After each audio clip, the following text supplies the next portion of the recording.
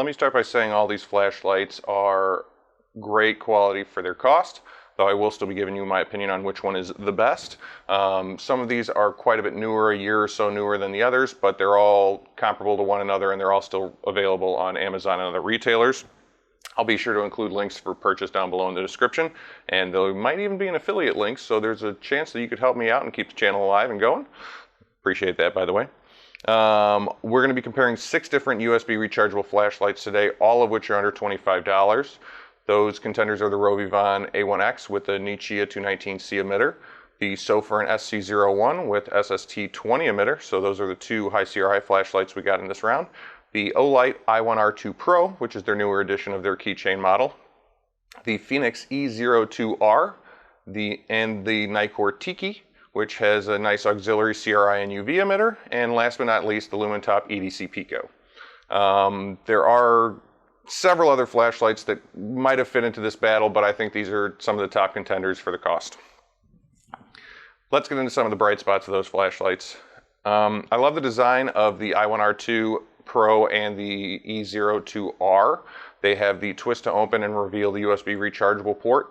Later I'll get into why I don't really like those flappy plastic tabs, but I'm sure if you've owned one, you already know what I'm going to get into. I also like the stainless steel body quite a bit of the SC01.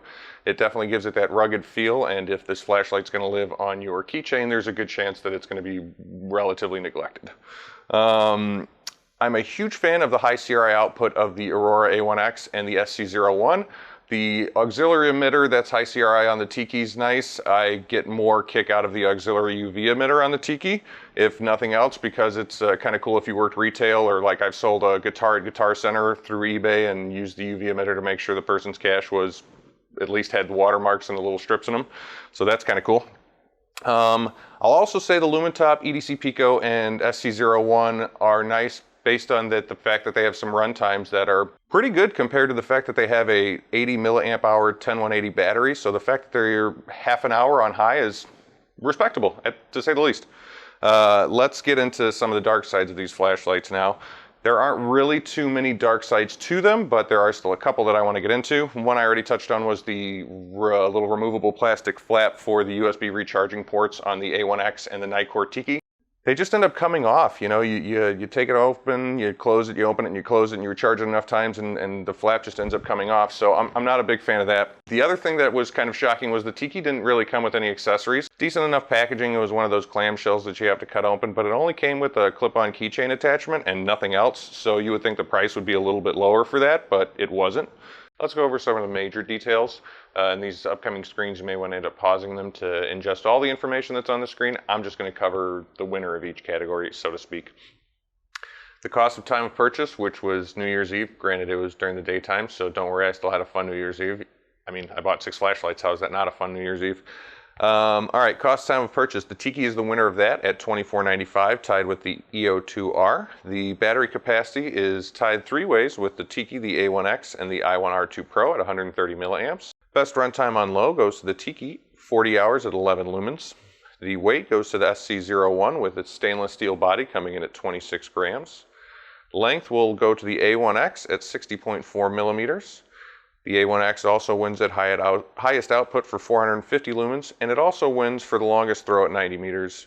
Not to mention it's a high CRI output, got the best throw, the best output, and the best color rendering, so to speak. I'm not exactly sure if I could say the highest CRI, but it's above 90. Alright, so here's a quick look at all the beam pattern shots. I try to make sure they're all labeled so you can see what was what. You'll also notice that the A1X and the Tiki have the ability to ramp up from moonlight to low to medium to high. So you start to see them hit the black backdrop at about medium mode or high. You'll also notice the SC01 and the Fenix E02R start to make a little bit of an impression on the screen, or I'm sorry, the backdrop, which is 10 feet away, and we're shooting the camera at f4 1/60th of a second at ISO 400.